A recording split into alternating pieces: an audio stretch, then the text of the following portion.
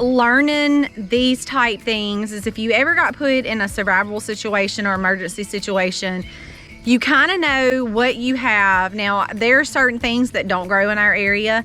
It's good to have those as emergency stash. However, knowing what I have here and how to use that is going to be key.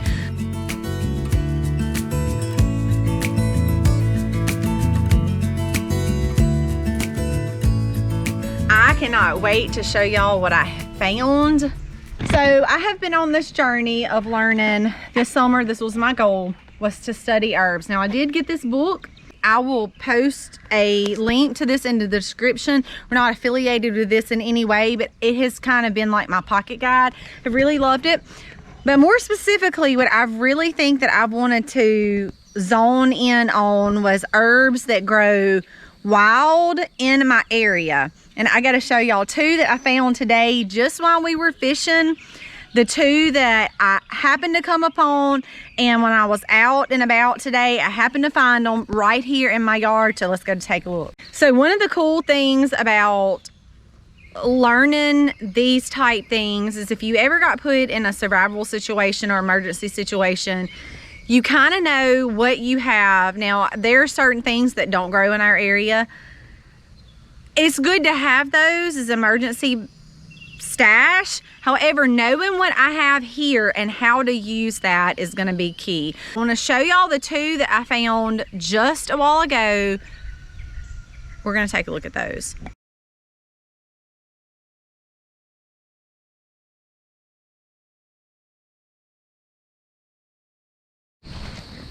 Well, what I come out here to show you that's behind my back, I'll give y'all a sneak peek. Can you see it? Oh, there it is.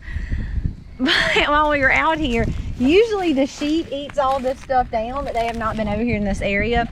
And I found a blackberry right here, right across from the pigs. I actually just ate two off of them.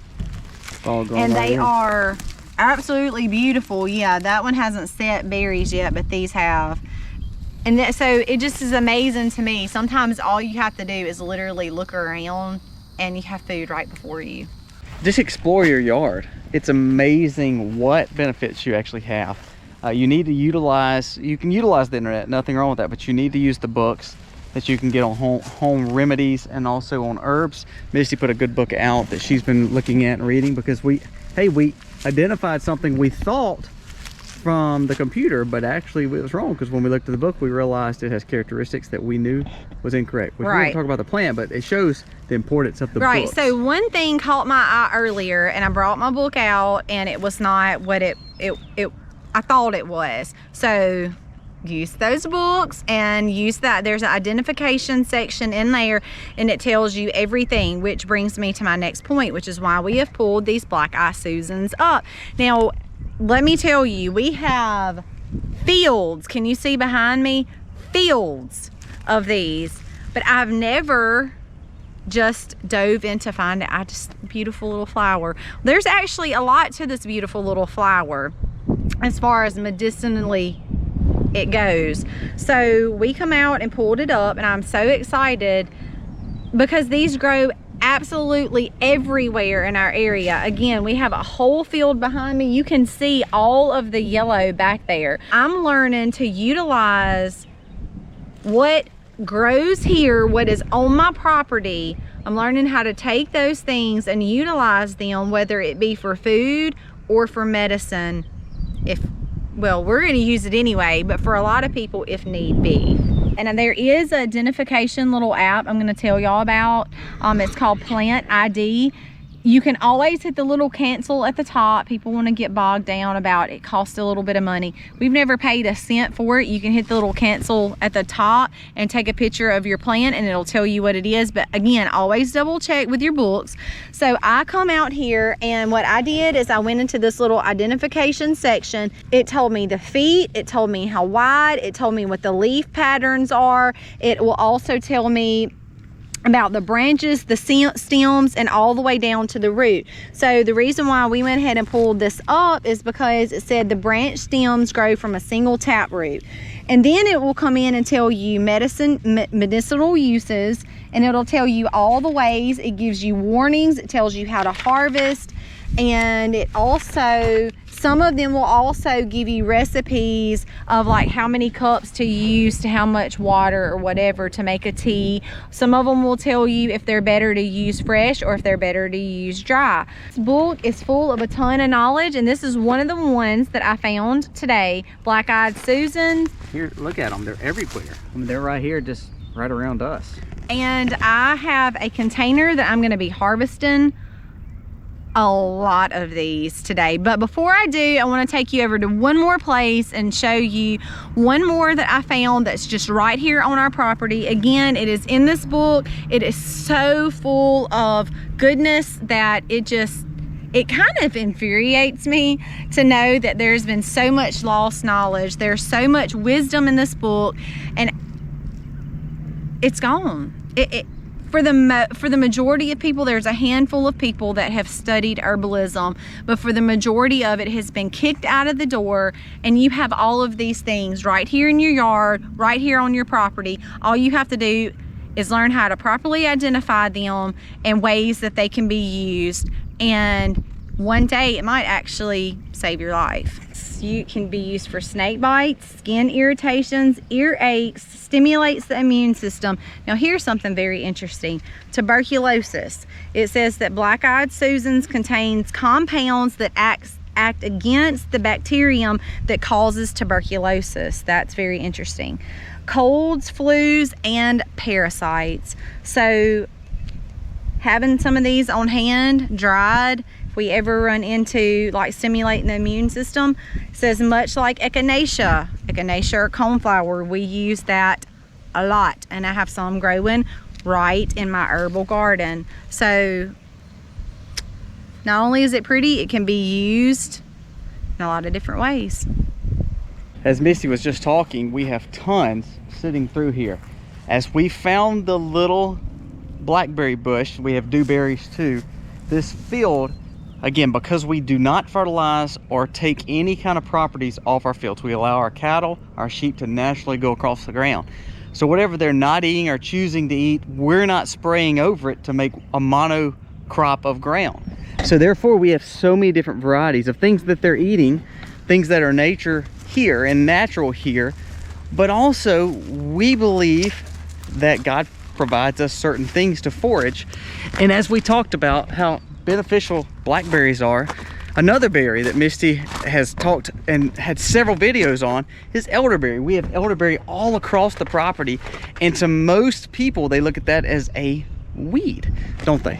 And talk about how much it costs. It's expensive if you have to buy it online. If you buy elderberries, dried elderberries, they run you anywhere from $20 up to $30, depending on if you buy organic or not, a pound.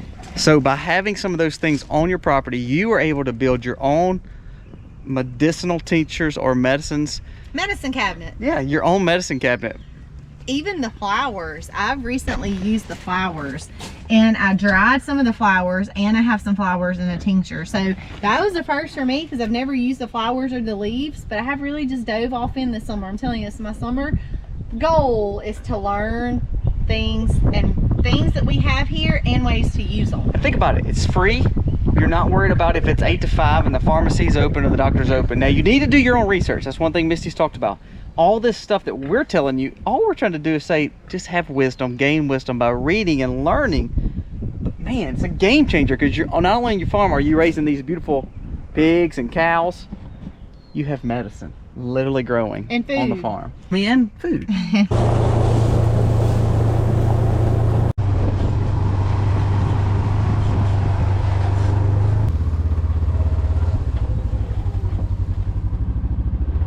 My cow manure.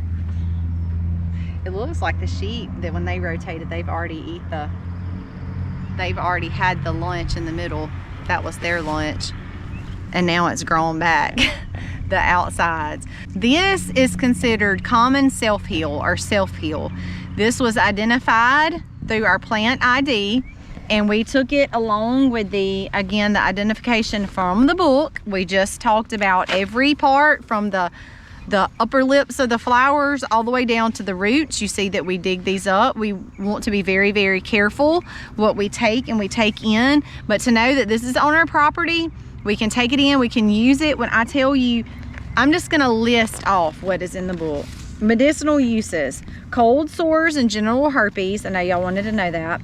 Diabetes, cancer, stimulates the immune system, heals wounds and skin infections, insect bites, stings, rashes, and poison ivy, viral infections including HIV, respiratory infections, allergies and chronic inflammation, kidney problems and hypertension. That means high blood pressure, heart problems, liver problems, hemorrhage and bleeding caused by extreme menstruation, digestive problems, colic, Crohn's disease, gastroenteritis, ulcers, ulcerative colitis, hemorrhoids. And then it tells harvesting, warning, like it should be used in moderation, at low doses are effective. All of this stuff is in the book. It is very important to know what's on your property, properly identify it, also know the ways that it can be used, the ways you should harvest it, hence the ways that you can use it. I kind of got a little wordy there, but anyway, very, very important. So common self-heal or self-heal. I'm so excited about this. It will also, this book will also tell you flowers, leaves, stems, roots. It will tell you the parts that you need and the ways to use them, whether fresh or dried or both. All of the information, everything that you need to know is in the book. All you would need to do is study it, identify things that I have on my property, know what's poison, what's not poison, and the ways that we can harvest it and that we can use it for our family and our needs, because there might be a time and a situation where we might not can get the things that we need. And by knowing what's on your property, what grows in your area, and ways that you can utilize those, might be wise to know.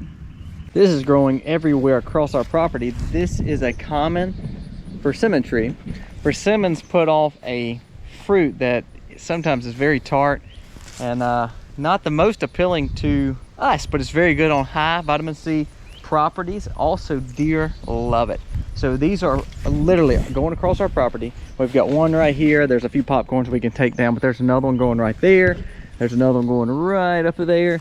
And it's something good that we have growing on the farm that's going to produce a fruit that not only can we eat and it can be edible for us, gives us a great immune boosting capabilities, but also is providing food for the deer. Just like these flowers that we're talking about is also producing for the bees.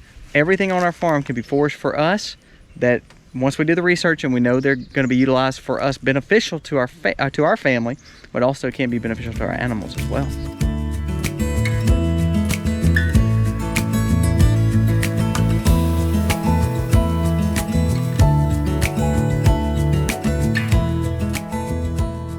So today is another day, and while I was out exploring for the afternoon, I found something that I thought was pretty interesting. So I bartered last spring with a friend, and she gave me a plant, and we used it, and I thought it was all gone, and it has seeded across the yard. So that just goes to show you, walking around your property, becoming familiar with what you've got growing. I want to show you the ground cherry that's literally on the ground. It's down here in the pasture. I was walking and just happened to spot it. It's this plant right here.